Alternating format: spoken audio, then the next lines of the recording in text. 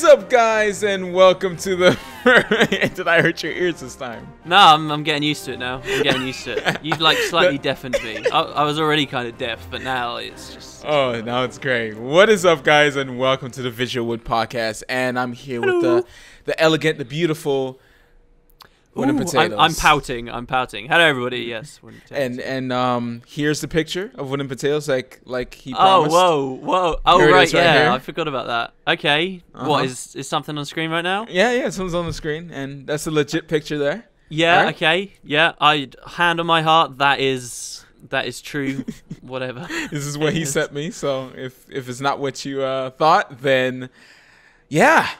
Oh well. All right. So, anyways, we are. We are going to be talking about the Clockwork Chaos patch. What was it disappointing? Like you thought it was going to be disappointing, or you didn't think it was disappointing? You think we might have been hyping it too much, and then all of a sudden. I don't know. I think sending the watches out, it was really cool, and I don't want to be sitting here saying, "Oh, don't send stuff out and do cool stuff if the content's not going to be good." No, that was an awesome idea, and I'd love to see ArenaNet keep doing it.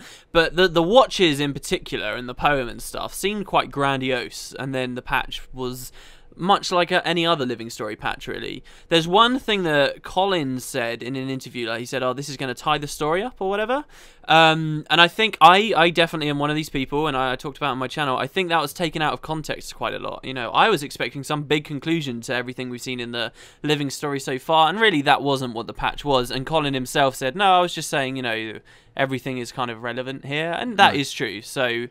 I gotta say, I actually enjoy the patch a bit. I like the Living Story. This is something I was actually interested in, and you know, like I said before, plenty of times, I'm never interested in Living Story. I'm actually interested in this Living Story. So I gotta say, this is probably one of my favorite story-ish type of patches. In the beginning, you know, we obviously know what's gonna happen. Scarlet comes down, she takes over with the Watch Knights and turn them into there's twisted. No lip sync. Yeah, and you know, yeah. What was that? Was it like I don't know. It must be hard for them to do pre-recorded? Was it pre-recorded and she was just standing there, or maybe there was a glitch going on? And it did show some of that LA noir type of cutscene like they did before that people liked.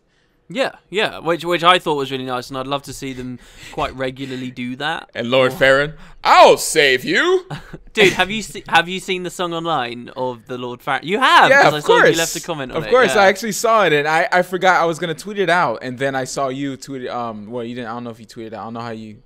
I think you just commented, and I was like, I saw found this it on too. Reddit. I should comment too, and.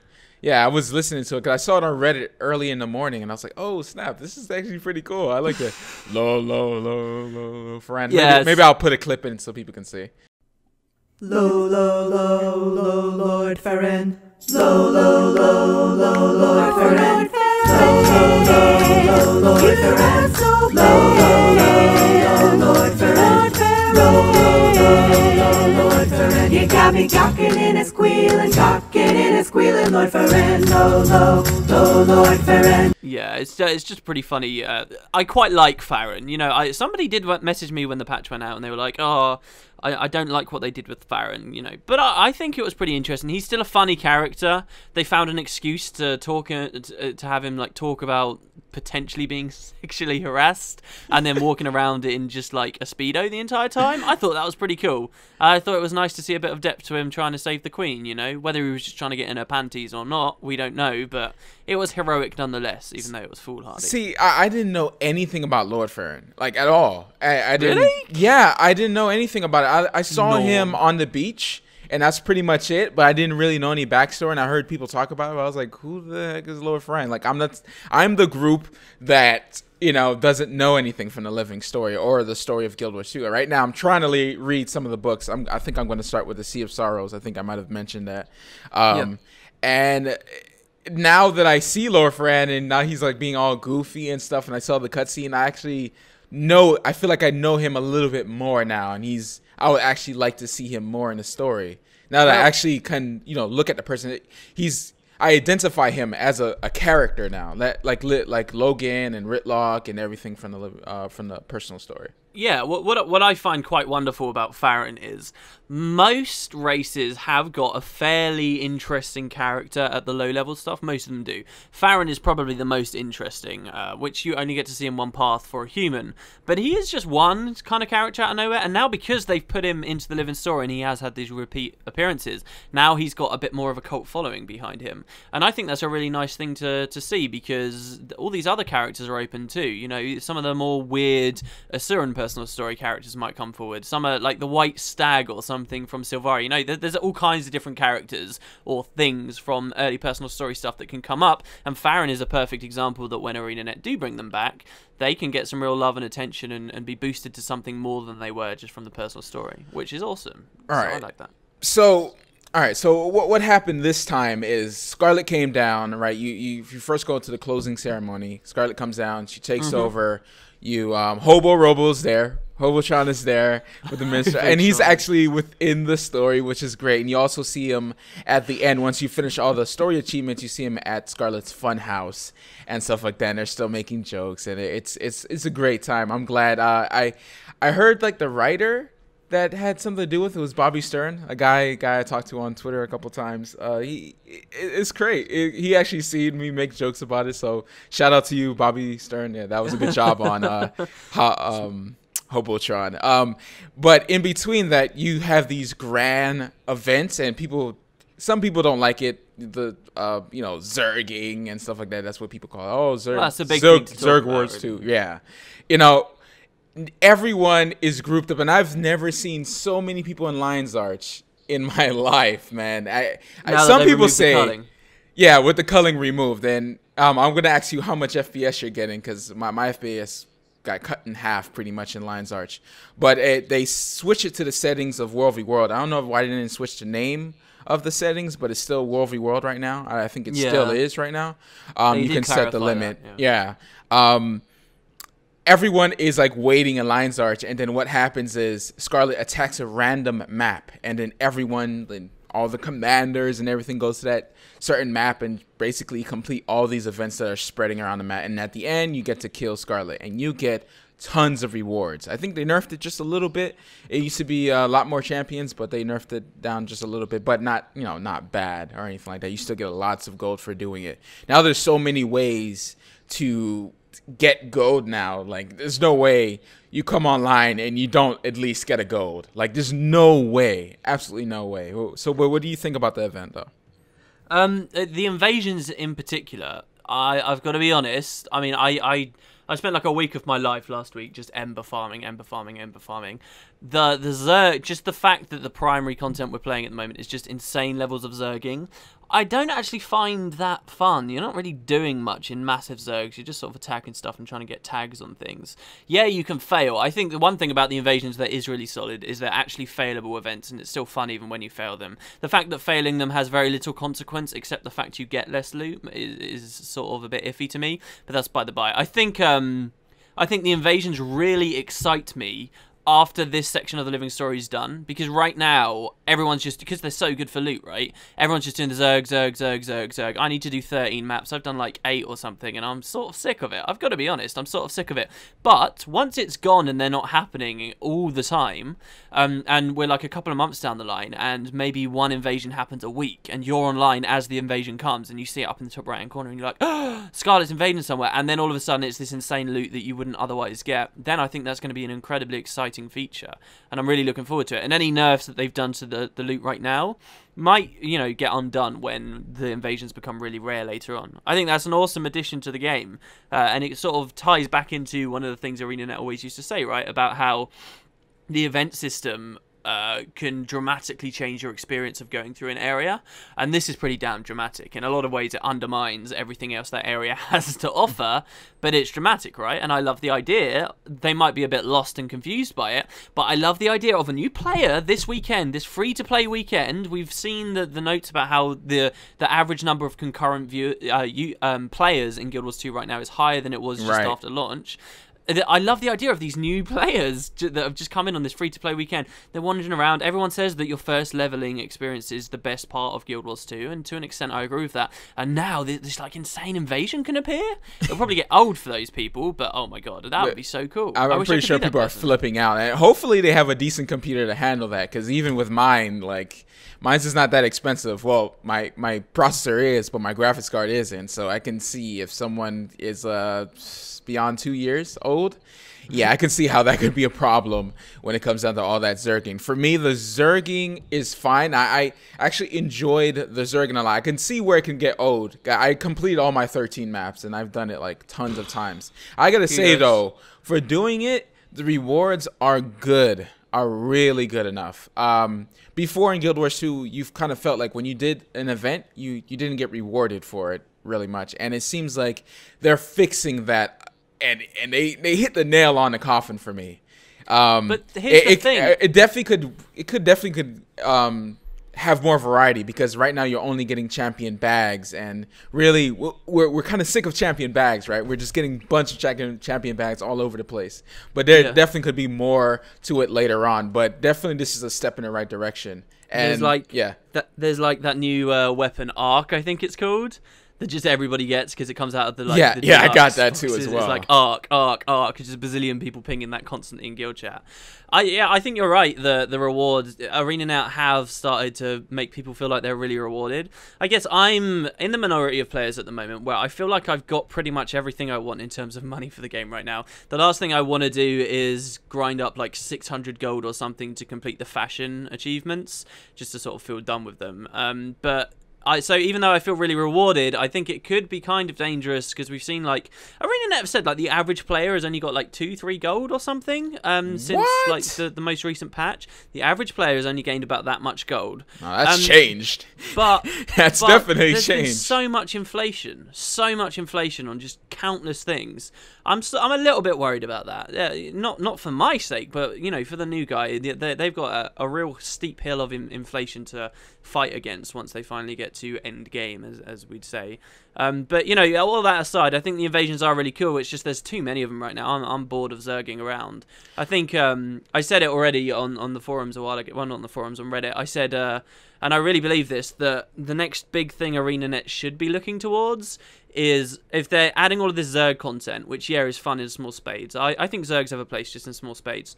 If they're adding all of this stuff, the next big thing that they need to do is actually improve Zerg combat. They don't have a hard Holy Trinity, so everything is a lot more dilute, and I think that's like the main thing they need to work on to make Zergs just feel that little bit more engaging and that little bit more fun. Right. Just to talk about the economy, the economists did say that they're working on some type of balance between, the loot that you're getting and stuff like that to kind of even things out. I mean, it's solving an issue and creating more problems. So there's going to be some way they can balance it out. Definitely, I've got tons and tons of gold. Right now, I want to save up a lot, so when the new legendaries come out, then I can totally get one. But I could see the zerging definitely be something permanent, and just only sometimes, and you get like everyone will go to it. I don't know if it spawns every week or something like that, right? At that certain time. What do you think's a good rate? What do you think is a good rate? It depends on the rewards. You want it good enough that like everyone just drops what they're doing and goes to the Zerg, and everyone goes, and which could cause some problems because of the FPS and stuff like that. They really need to solve that.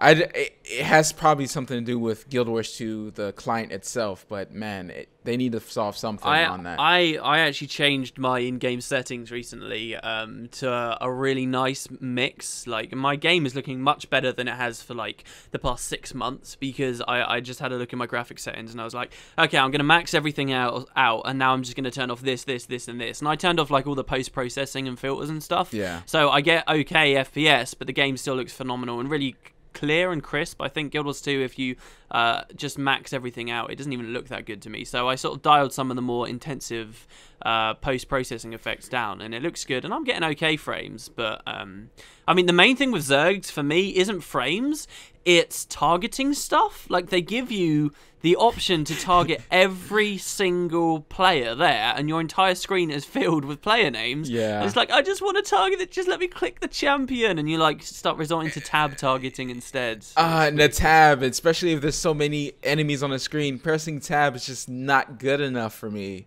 It's just, you have to keep swiping it, and you're trying to be active. And then you go with one everything too far. else.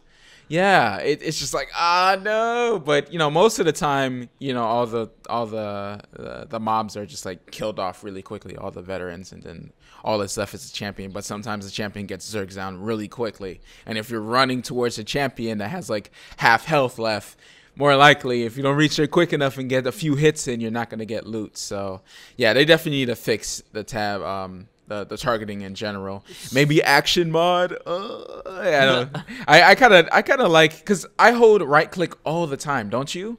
Yeah, I do. So it's just like the thing is, the action mod looks good, and in the most recent update for it, it looks pretty awesome. But isn't it actually now against the? Oh yeah, it is. UNA it's always or been. whatever. Yeah. Well, no, the first version actually wasn't, because it didn't do multiple key presses in one, and it didn't do anything that really did anything really dodgy. But now, because it changes the UI and stuff. But Rena says like it's not against the rules, but it's against the rules, but we're not going to punish you. Yeah, we're not going to punish you. So it's used at your own risk, and but the thing is, any mods in general, they don't want any of it.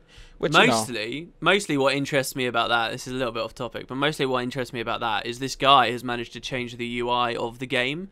There is so much I would love to change about Guild Wars 2's UI. Like Guild Wars 1, right? Because Guild Wars 1, you could just toss it all around. Yeah, you could resize it, make it whatever you wanted in the first game. There's so much. For example, I've wanted to play Guild Wars 2 with no access to the main map, no access to any waypoints, and no access to the mini-map. Now, that might sound insane, but I think that'd be really fun, because as soon as you take maps off when you play games like this, it opens your eyes to the environment tenfold. And also, it's got the additional bonus of it would be really interesting to do a playthrough of a character that actually had to think about where they were going for the personal story instead of just being guided everywhere by green stars. And dying would be really serious, because you'd be like, wow, either I'm playing with a friend who can res me, or I'm relying on the kindness of strangers to just come across my body. And that would be, I think that would be a fascinating way to play the game. Like, just be really scared of dying all the time and being really careful about how you level up. And I think that'd be awesome. But you'd need to be able to change the UI. And another thing as well for PvP, I'd love to be able to fiddle about the UI there. And for streaming, I don't stream PvP. I don't really have many plans to stream PvP. I think a lot of people do a lot better than I do. But wouldn't it be awesome to be able to really custom tailor that UI so that the people watching your stream knew all the essential information? The mini-map they've just sort of fixed, so it's a bit better on streams now. But still, I'd love to be able to change that. I'd love to be able to make the stability icon, instead of looking like all other conditions, make it like a really big icon, or a big black icon, or a big red icon, so that everyone can see it really stands out from the others. These are key mechanics and things people watching streams need to be able to see to understand the complexities and the intrigue in PvP, and they just miss it because it's this tiny little icon among others. So being able to change the UI would be amazing, but whatever, it's slightly off topic. The combat mod is cool. I just want to mention this. You say you didn't finish your achievements yet, so you probably haven't seen this. The Infinite Watch Night Tonic, right? You ever seen it yet? No, all right, I haven't so this seen it, no. this is an unlimited tonic, so you can use it as much as you want. It won't disappear. Cool reward, I think. But no, what's cool about it is that you can use it while fighting. It changes your whole appearance. Now, really? Yes, and you can attack and everything with it, and it makes sounds Regular when you hit the skills? floor. Yes, everything. You can full combat. So pretty much right now, you're like, wow, this is actually a good reward, a good tonic, a tonic That's that an works. incredible reward, yes. Right? But you can only use it for 5 minutes, and it's a 30-minute cooldown. What is that? What is that? Oh, I don't know what I think about that. I don't know what I think about that. No, I understand they don't want everyone walking like a watch night person, Okay. but still. Yeah, you're totally right. They did that because they don't want everyone to be a watch night. However, on the one hand, just straight away, you could say, well, look, This stuff is all temporary. ArenaNet knows that. All these rewards are all meant to be symbols of your participation in these events that will become rare oddities 2 years down the line. It's only going to take 6-7 months before, yes, you'll have Zergs of Watch Nights for a while, but it's only going to take a couple of months before your general player doesn't want to look like a Watch Night anymore. So do they need the cooldown?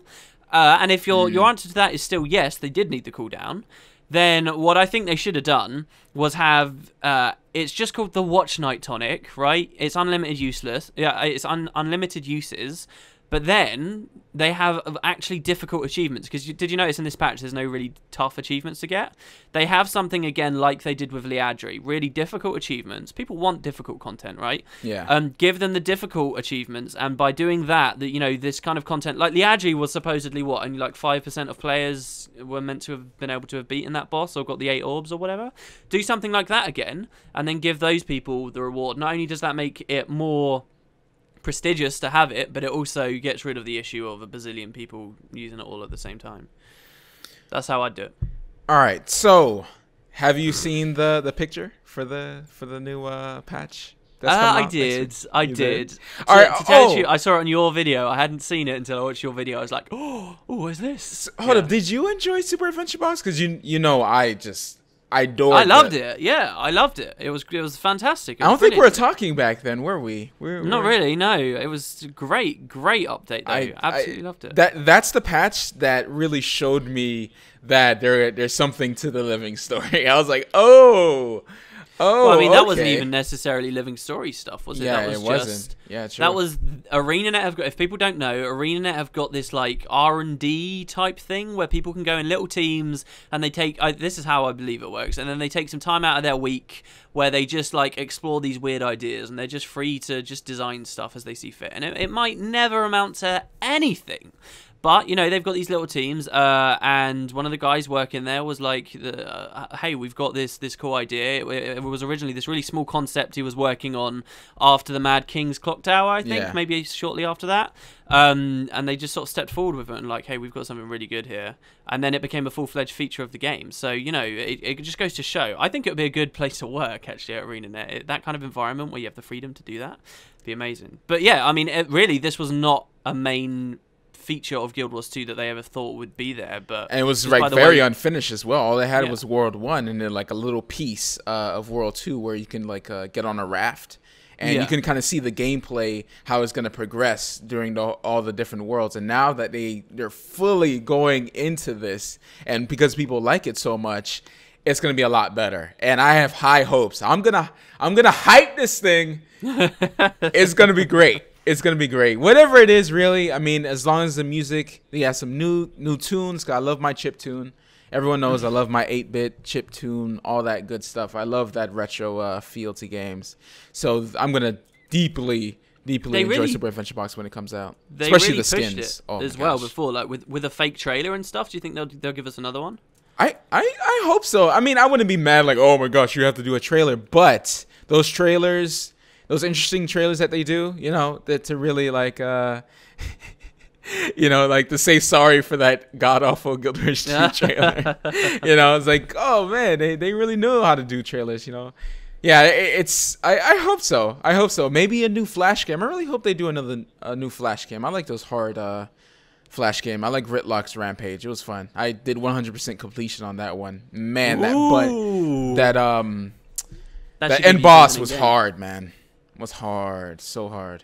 Maybe a co-op Flash? Oh no, that doesn't work very well. No, it doesn't work. But yeah, it would be cool. I mean, though. Even if they don't promote it too much, I'm looking forward to the next section of the Super Adventure Box. How much do you think we'll get from it? Just World 2, World 2 and 3? No, I think it's gonna be way more than World 2. I think they're going full on. Maybe I think 5 worlds in total. Maybe. Is there 5 worlds? I thought there were only 3 worlds you could find from the hub area. Do you reckon they'll expand the hub then? I think so. I think it'll be a full-on 2 weeks worth of content, I think. And I hope some of it is a little bit hard. Do you think they said that it was going to be different skins as well, right? Like the Super Great Sword skin and all that stuff is not coming back. It's going to be different stuff. So all the old Super Great Swords and stuff are going to be worth loads of money, and now we're going to have these new ones too. You were talking about like a data mine sword, right? Right. The 8-bit fire sword. Oh gosh, please. And there was nunchucks as well, by the way. which Yeah, we didn't see as well. So I want to see all those. There were loads of items that people data mined. I remember there was like upgrades to the bomb. There was upgrades to everything. Every item we saw in the original update, there were like upgrades and different versions of them you can get, and all kinds of. Oh man, I'm looking forward to it. I really am. I'm so motivated. I can't. You might see some videos on that of me just playing it like I did last time, because I just enjoy it so much. Last time I played it with my wife, and it was just a good time. Yeah. All right. So this is gonna be not off topic. Oh my gosh, off topic or on topic? It's a little bit of both. All right. So recently, I don't know if you heard, WildStar, right, first released their subscription model. Oh, this is a good thing to talk about. Yeah. Right. Yeah, go on. Right. They released a subscription model. And there's a lot of new games coming out. Right. There's just to name a few, because I know a lot of you guys kind of ask that in the comments a lot. Yes, I know about every MMO that comes out.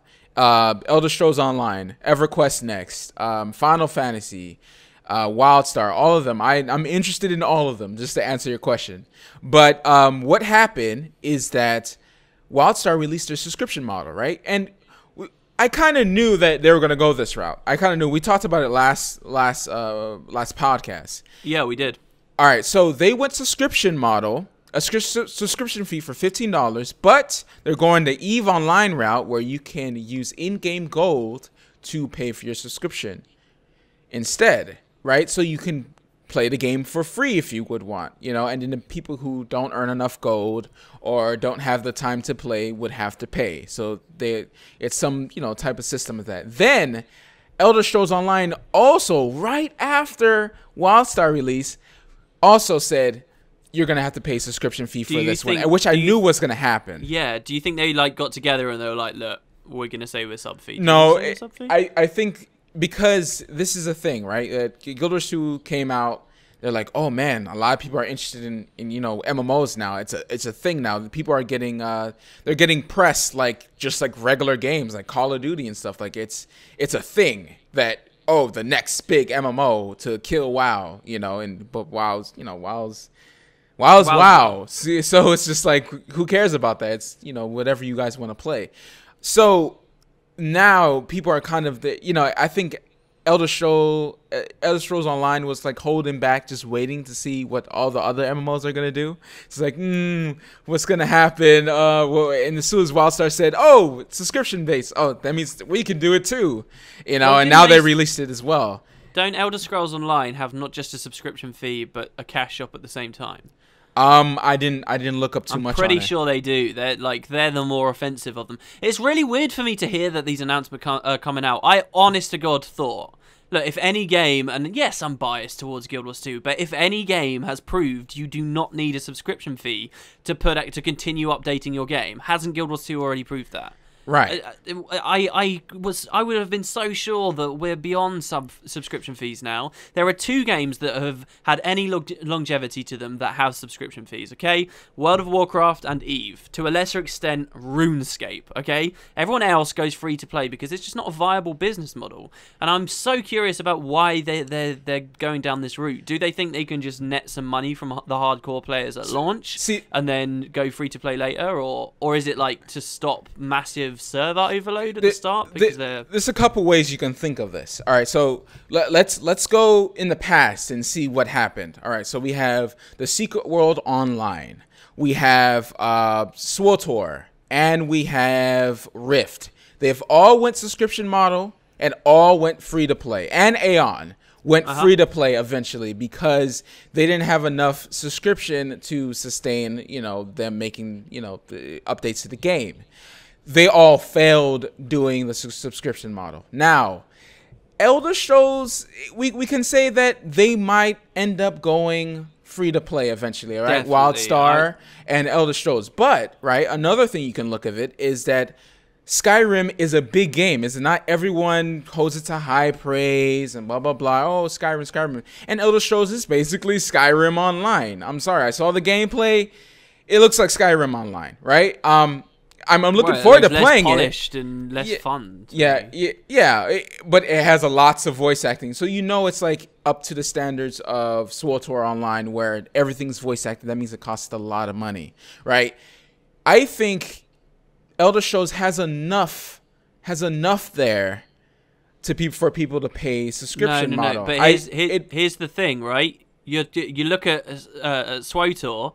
People thought BioWare was a big enough name to carry that. They thought that the Star Wars IP, right. the largest IP in the damn planet, was big enough to carry that. Neither of those things were enough. It still failed. ESO is in even worse of a position because, yes, again, it's another big game company, but we're talking about we're talking about a franchise that is well established as delivering incredible single-player experiences, right? And to turn that into an MMO is the furthest from the left to the right you can swing possible. It's more of a minefield to me than if SWTOR had to go free to play, definitely Elder Scrolls Online will have to go free to play as well. And I think to an extent, maybe they know that, dude. Maybe they know that, and they're just trying to fleece as many people as they can, and they're using it as a barrier to entry at the launch of the game so that people aren't complaining about, servers are going down and all this kind of stuff. Right. It's a way of filtering the community to, only the most dedicated and get more money while they're at it. I mean, hey, people are obviously going to do it. And also, first off, the game has to be good. I mean, if you're going to pay $15 a month, you have to enjoy the game. And I think that has a part to play as well. If the game is so good and you play it every day or, a few times a week, with your guildies, then you wouldn't mind paying $15.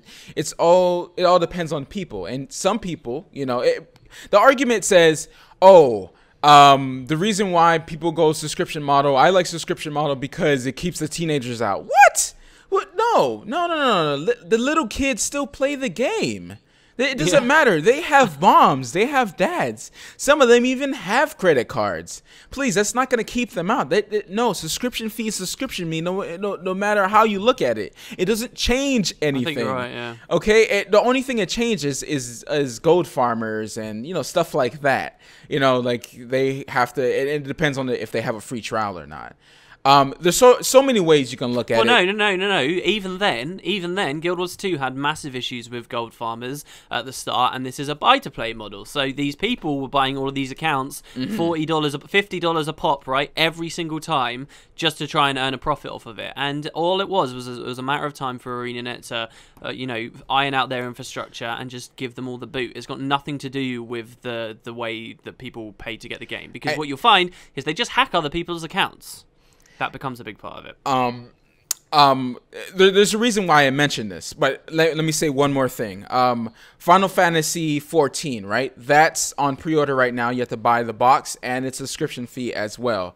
That's not gonna die, right? People are looking forward to that has never touched Final Fantasy before, right? Final Fantasy is getting some buzz around it because but it has. You see, the thing is, it has an audience from Final Fantasy 11. The audience is already there. That's a different case. That's a whole different thing. And I think WildStar as well is more likely to do okay as well, because these are people who have gone out of the way from the start to say we're making an MMO. We know everything. And a hardcore one at that. That we know what this territory is about, right? We're not taking an existing franchise and trying our best to make do with it. We're making a new IP, and we've known from the start what we want it to be and the direction we're going in with it. And you just said as well that they're doing a thing similar to the Plex, right? From Eve. Yeah. So they've got this out. Is WildStar by the box as well? Yeah.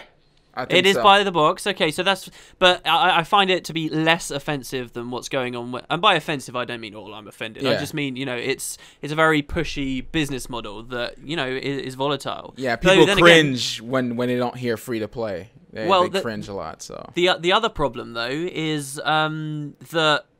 Actually, is it really that bad? It's not a problem at all. What I'm saying is it even that bad if they launch subscription? People tend to cite the day that they go free to play as, this is the day this game died. They didn't really, do they? People just like to convince themselves that the game's died just because they're not playing it anymore. Right. I bet that there's still a thriving community in SWTOR. I honestly do. But the way they went, though...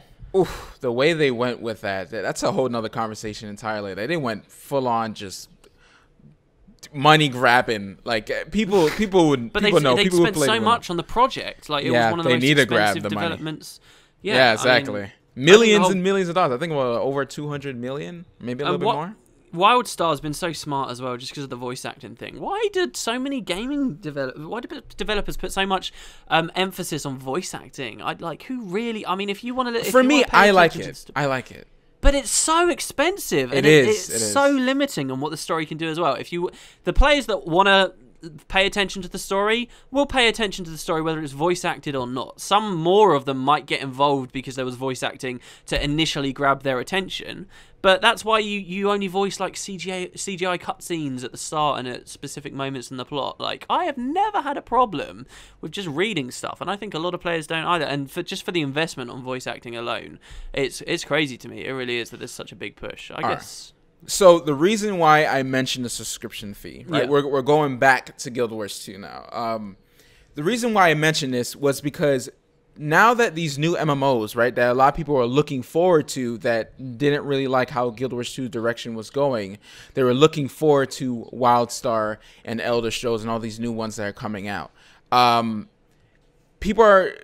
you think that because Guild Wars 2 now, right, they're getting in that rhythm now, they give a living story every 2 weeks, and it's free to play after you buy the box. Do you think that... And no pay to win as well in the gem store. And no pay to win. Do you think that Guild Wars 2 will thrive because their competitors went this route with the subscription fee? I think that's a very interesting thing to say. I think you might be right that... It's kind of like what you said last time as well, where you tried out WildStar and you enjoyed it for the most part, but there were all these little things that they're just not doing right, you know, competing for tags and stuff, all these old school MMO philosophies that just haven't been ironed out in these other titles, and that you find yourself just missing. You know, which they said they fixed, by the way. Yeah, go ahead. For sure. Okay, they may have said they fixed it, but there's a lot of stuff Guild Wars 2 did get right, really fundamental, elementary stuff that people forget about while they're playing the game, that is going to come back up, and the fact they're now facing a subscription fee again is going to be one of those things that make people think, I wonder how Guild Wars 2 is going, actually. All right, I'll go have a look at it. And I think you're right, it could do very good for the community. I don't think it's a free ticket for ArenaNet to sort of sit back and rest on their laurels and be like, yeah, we'll just keep putting out these 2 weeks. I do think this game desperately needs an expansion. Desperately. I agree. Desperately. This game would be... there would be so much hype and excitement and potential and just joy in the community to think that a large expansion could be coming in addition to the living story. And that's what I was getting at. I was like, if ArenaNet plays this right? When WildStar and Elder Scrolls is coming out next year, if ArenaNet releases a nice, juicy expansion during this time, just like what WoW tried to do with Mist of Pandoria, right? Pandoria. Yeah. I think Guild Wars 2 will grab a lot of people just by doing that. And everyone will look at WildStar as like, it's a subscription. I have to buy the box and pay a subscription. That's a lot of money. I can go to Guild Wars 2, get the expansion pack, and the game double pack or whatever they're gonna have. I'm pretty sure Guild Wars 2 would try something like that.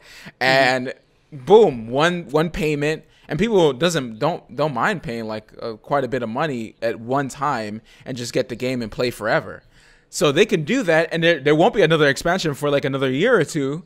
They can get that, and then they have just this huge world they can do. Level up, they're going to have the best experience possible because now we're the ones who've been playing Guild Wars 2 from launch, right? We had to go through all the bugs and all the kinks and them getting their rhythm and everything like that. It's hard releasing an MMO and keeping that player base, right? We just read, just like a day ago, I think the article came out where Guild Wars 2's player base went down, and it always does with an MMO. And then now it's starting to slowly rise every day as new people keep playing the game. And now Guild Wars 2 is the fastest selling MMO ever, right? 3 million copies.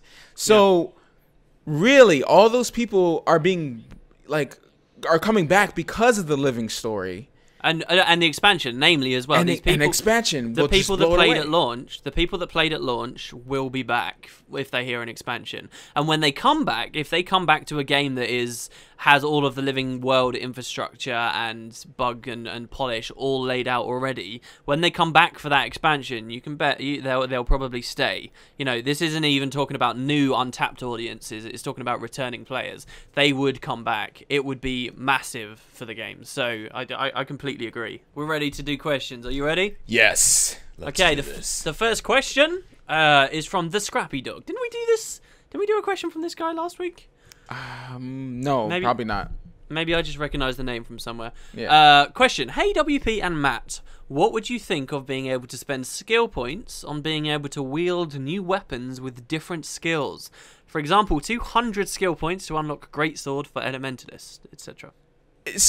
First of all, skill points definitely need to, they're adding skills and traits, right? Because skill points, really, you just have so much of it. They need to be used somewhere. I can see how this goes, but I don't know. I think if they add a weapon to a new class, and it'll probably be a new weapon. It probably won't just be like an old weapon that was just being reused. I don't know. You think they'll add like a pistol to Ranger and you get to unlock it with points? Really? I don't think with points. I think the idea of skill points for it is pretty redundant. I think there are a lot of uses for skill points. You can exchange your skill points pretty efficiently into gold using the Mystic Forge and creating stuff by buying like those the Eldritch scrolls for 50 skill points, and then you can craft stuff in the Mystic Forge which sells for pretty reasonable amounts of money. There's stuff to use skill points on. And they're doing updates. They've already said there's going to be a more lateral progression where we get more skills. So yeah, there's plenty of stuff to spend skill points on. Come on, are you kidding me? I think that's fine. Not for me. I wouldn't do any of those things. I only use it for my legendary stuff, and that's pretty much it. Well, you can spend them though, dude. You know that, right? You can I know. I just don't spend them. Well, okay, but I mean, so what I'm saying is I don't think we need another skill point sink in the game. I think there's already pretty robust skill point sinks there. So what is the purpose of adding a new weapon that costs skill points? Just to delay a class from getting it? No, I think 200 is too much as well, though.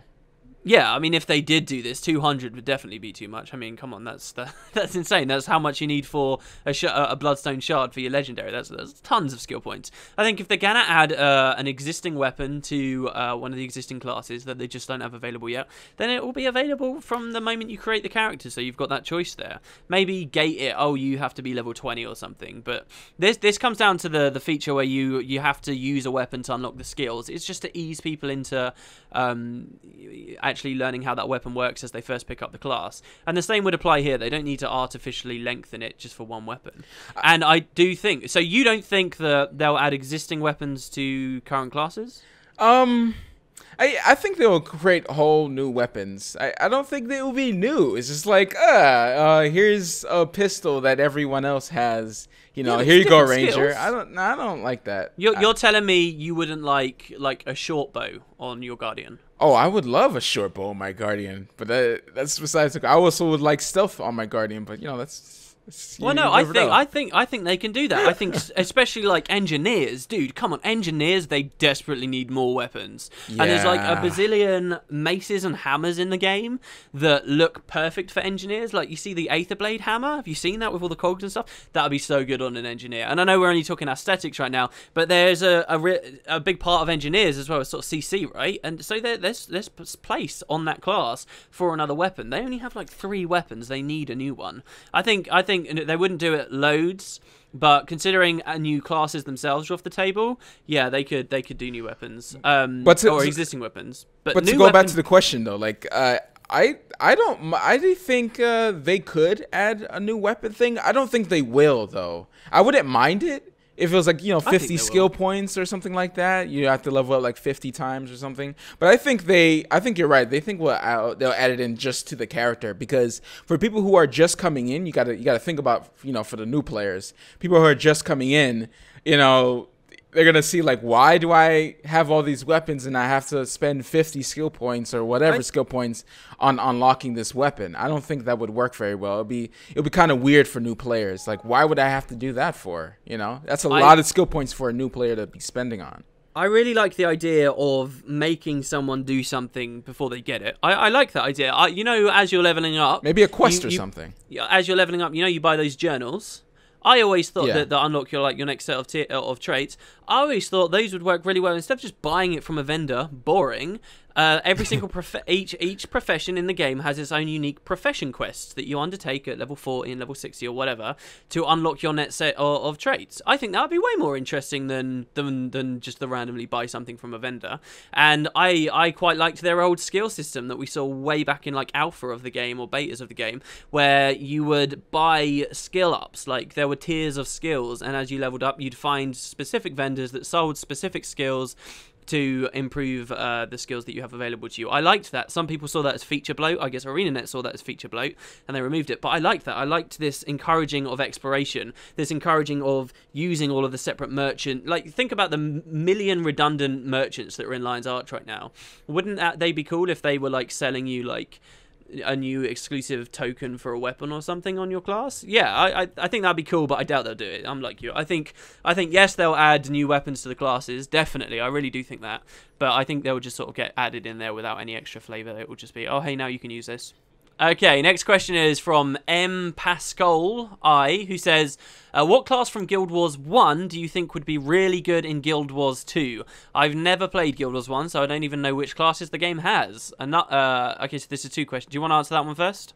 This is mostly for you, because I only played Guild Wars 1 just a little bit, but I always wanted some type of monk class, and I guess that's what the Guardian kind of is. Yeah. But the monk class, and there's another class. Is it like it's a debuffer class that I heard of? The Paragon, something like that. Well, no, they're a buffer class. They're the complete opposite. Oh, by that's monk. Guardian pretty much, and monk together. By monk, yes. A Guardian is basically what happens when you mix a monk, a Guild Wars 1 monk with a Paragon. You sort of get the Guardian. Definitely, that's pretty much it. Paragon was a class that it was a ranged spear-wielding heavy armor class. The idea was they were leaders, and they had a lot of abilities like to do with motivation and commanding people, and lots of shout abilities. But they were an inherently broken class as well, because they had a lot of very powerful shouts alone in Guild Wars 1 were very strong, and if you just stacked loads of Paragons up together, they'd be like unstoppable. So then ArenaNet had to nerf all of the skills down like terribly, and Paragon's still like pretty bad. They had one good spec that they had in the game that basically reduced. It was a save yourselves build, which meant that you essentially reduced the damage that your entire team took by putting an unstrippable boon on them, right? Completely unstrippable. That like it was like 83% less damage for the entire team. It was insane. It was very cool. And I mentioned the monk because we don't have another heavy armor class, so. Yeah, I think there isn't really a good candidate in Guild Wars 1 to come over to Guild Wars 2. Some of the Guild Wars 1 classes, some of the Guild Wars 2 classes, sorry, are just sort of other versions of Guild Wars 1 classes. You can find elements of every single Guild Wars 1 class in the Guild Wars 2 class system. Like, you can be like, oh, I want an assassin in Guild Wars 2. Do you really? I mean, the thief is basically the new version of assassin. It's just an assassin that doesn't have to be lore-bound to Canther and is a bit more specific in its training and what it can do. A lot of it's already covered. I think there is only room for one more class in Guild Wars 2. That is a third heavy armor class to balance everything up. I think thematically it has to be sort of a debuffing sort of Dark Knight themed character, right. And I think it would make sense as well, just as an aside that would be quite nice for symmetry, is if it couldn't weapon swap and it had some kind of unique mechanic that prevented it from weapon swapping. Because right now, look at the light armor classes. You've got Mesmer can weapon swap, Necromancer can weapon swap, Elementalist cannot. Look at medium classes. Thief can weapon swap, Ranger can weapon swap, Engineer cannot. Heavy armor, Guardian can weapon swap, Warrior can weapon swap, something cannot. Like, right. I think that would be quite cool. Not necessarily make it a good class, but it doesn't seem like there's much room for multiple classes in Guild Wars 2, it seems, right? Like, it just seems like they just have everything kind of covered. Yeah. I mean, a lot of people would like a dedicated healer class and stuff like that, but that's not what Guild Wars 2 is about, so you're not going to see stuff like that. That taps a little bit into what we were saying before as well, about Zerg combat. And the one thing that a Holy Trinity is good for is vaguely compelling combat when you're talking about massive Zergs, and Guild Wars 2 just does not have that. So I mean, and they nerfed all the skills that are more than 5 man. Now they're only 5 man now. So yeah, exactly. So it's a whole different topic. I don't think that they'll add a dedicated healer. Just in terms of what I miss, I guess I missed. I used to enjoy my Paragon. I miss my Paragon. Mesmer in Guild Wars 2 is nothing like Mesmer in Guild Wars 1 was, just because the mechanics of the game are completely different. Guild Wars 1 had energy, and they weren't scared of having a million different hexes with different effects and stuff. Signets were a completely different type of mechanic that were heavily tied to Mesmer's. Fast casting is not a thing in Guild Wars 2. There's a lot different about Mesmer in Guild Wars 2, and I really enjoyed the gameplay of Mesmer in Guild Wars 1. I would love it if we had that somehow. Maybe put that kind of proactive sort of gameplay onto a Dark Knight-ish character. Maybe that would work, but yeah. There's a difference in the discussion here between thematic and actual mechanics, but whatever. Okay, the other part of this person's question is, I think the next race to be playable will be the Tengu, and I think they will come when ArenaNet reveal bubbles, because that dragon will affect the Tengu like the other dragons affected the other races, and because they will finally join the alliance. What do you think of this? Do you have any other theory about future races? All I gotta say before you go on is I like Tengu. I like the Kodan the most, and of course Tengu is just like the close second. I would love to make a Tengu Ranger, and I'm kind of saving the Ranger class just for a Tengu. I have a Ranger Norn on my account, default Norn on my account, named Saw Honaclaw. Saw Honaclaw was probably, except for Talon Silverwing, one of the biggest Tengu characters in Guild Wars 1, and I've nabbed her name. I cannot wait to make her in Guild Wars 2. Nice. Cannot wait to make her. Yeah, Tengu are my number one contender. I've always loved the Tengu. I think they're a unique but badass race. They're really distinct as well, like with their sort of samurai undertones, I guess, to their culture. I really like the Tengu. I especially like the Tengu designs that they've gone with in Guild Wars 2. What I want is a Quetzal Tengu. The Quetzal were just one particular tribe of Tengu that we saw in Guild Wars 2, in Guild Wars 1, that were green. And I really want to make a Quetzal. I want to make Sauron a Claw, the Quetzal. Oh, that's going to be so good. The other thing I'd quite like to do is maybe make a warrior Tengu, because I just think a Tengu wielding a rifle is just the coolest thing I can imagine possibly think of. And you could see them do the I forgot what the move is, when they get down on one knee and they snipe. Yeah, man, it'll be so come on. awesome With like to his, see it. with A bird his eye. Yeah, come on. Oh, so good. It's so good. It's interesting. A lot of people don't know this, but they should. If you bought the Guild Wars 2 Collector's Edition, you can read the making of the game, and ArenaNet openly admit in that book that at one point the Tengu were going to be a race for Guild Wars 2. Not only that, but they made the city that the Tengu would be living in, like their home city, behind the Dominion of Winds, but they just sort of got cut after a while. I mean, Tengu are so likely for so many reasons to be the next race that they add, that I find it very hard to speculate or be excited about any others. And then it's going to be the Quaggin. The Quag? No.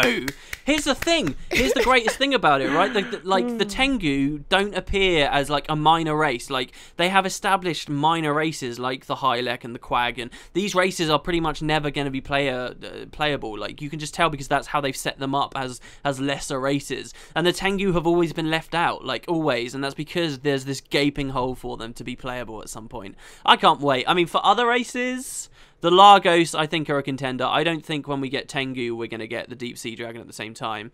I think in some small way it could fit, especially if the Deep Sea Dragon is tied to Kanaxai and Cantha in the south, which is where a lot of these Tengu are from. But I think if we ever get to play as the Largos, that will be with, like, in the ideal world, it would be with, like, a big expansion that was underwater themed and revamped underwater combat and underwater exploration and gave us underwater cities and air pockets and, compelling content like that. And then you'd have the Deep Sea Dragon with the Largos. Okay, the next one is from the Hollowfield. He says, with the skills ArenaNet will be adding to the game, what skills do you think they will add? And do you think we will see skills from Guild Wars 1 come over to Guild Wars 2? Excuse me. What do you think? I'm just going to keep throwing it over to you after I read it. Man, I don't even know what they're going to do with these skills, man. I definitely would like to see a different combination of certain things, come over to build diversity with the skills. I mean, they're going to change the traits as well, so I'm pretty sure they're going to kind of work together. So if they add, for instance, you know how Guardians have meditations and consecrations than shouts, right? They could add just category. a whole new, thing. What's a good name? Passives or not passives or something else, and they could add a trait that says, 20% off, this new section of I think you're right. Skills. I think that could be a very likely thing that they end up doing. Right. And yeah, I think inevitably a lot of them will be named or themed after Guild Wars 1 skills. I think new skills are quite exciting. I was playing Necro the other day, and I went underwater, and I sort of realized, oh my god, I don't know anything about Necro underwater abilities.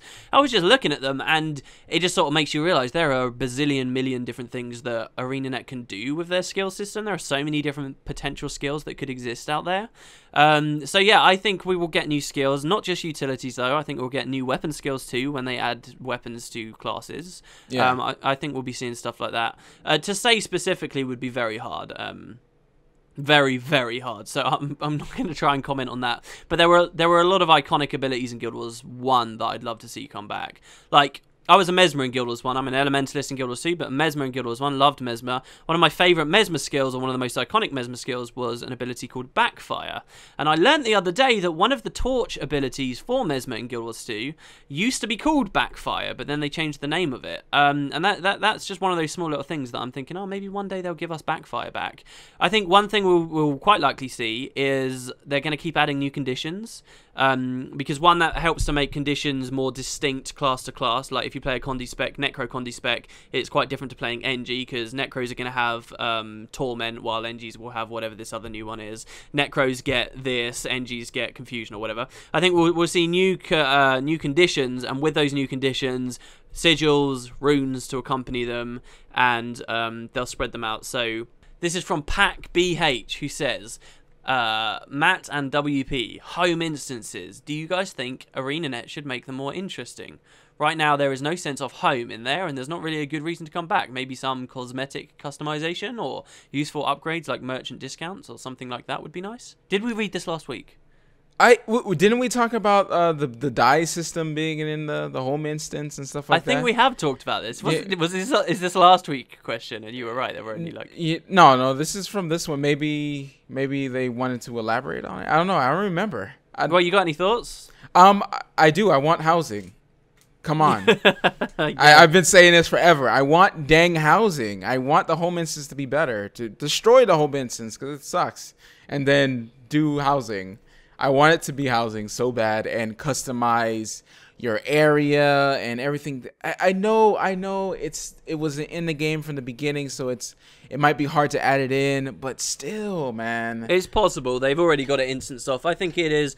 They've always said it's something that's on the table. Just it's really low down in the pile of things that they'd like to do. Right. I'd like that. Yeah, sure. I don't like The Sims that much or whatever. I don't know how long I'd spend with a feature like that. I'm a type of guy that just loves housing, and that's kind of what drawed me to WildStar in the first place, was because it even had housing. Yeah. It's because it's not used in the game. I understand it's a social thing. I understand it's just like weddings.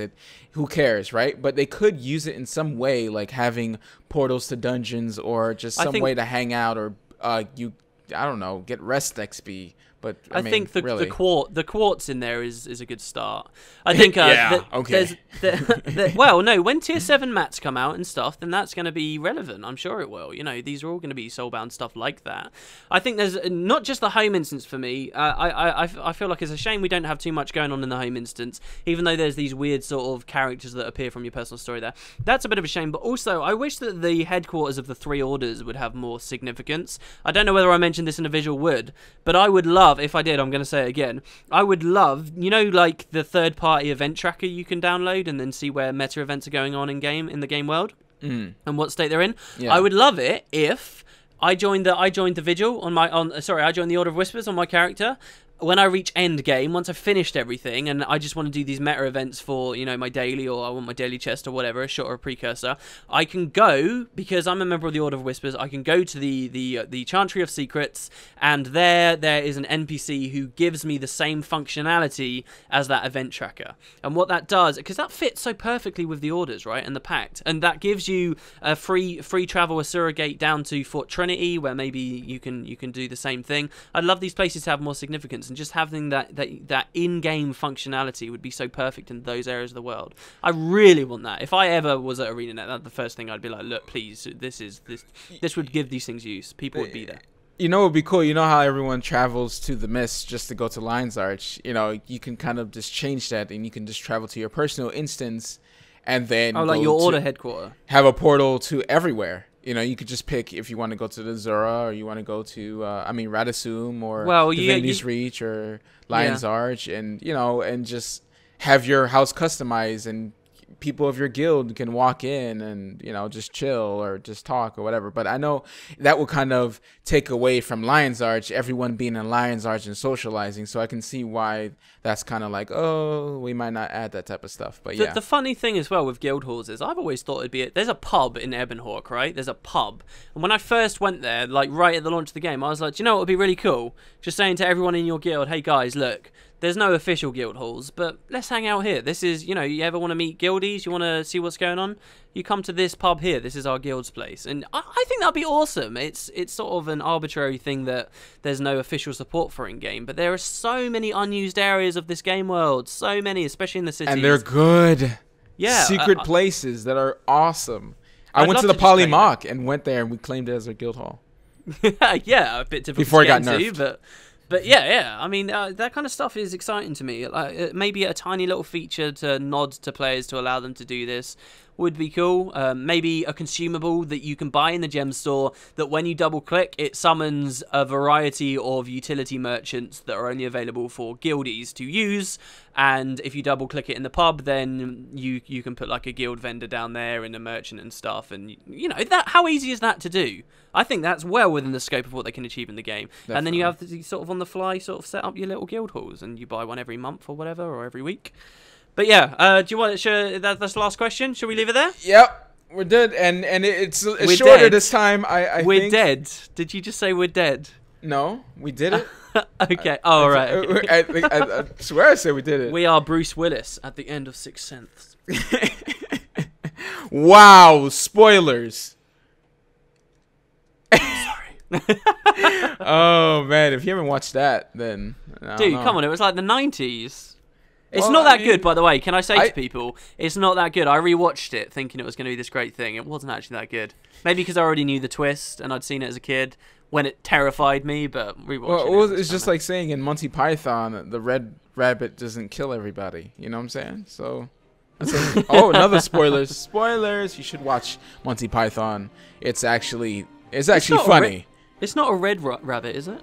No, a white rabbit. I said white rabbit, didn't I? Okay, I think so, yeah. All right. Anyways, guys, that is it. Anything we should mention? No, I'll let you outro it. All right. You know, give me the reins, will you? All right. Here you go. Thank you. All right, we had to transfer it through Skype. Anyways, guys, I hope you guys enjoyed the video. If you did, give me a like, share with your friends, leave a comment, say what's up in the comment section below. And stay visual. Bye.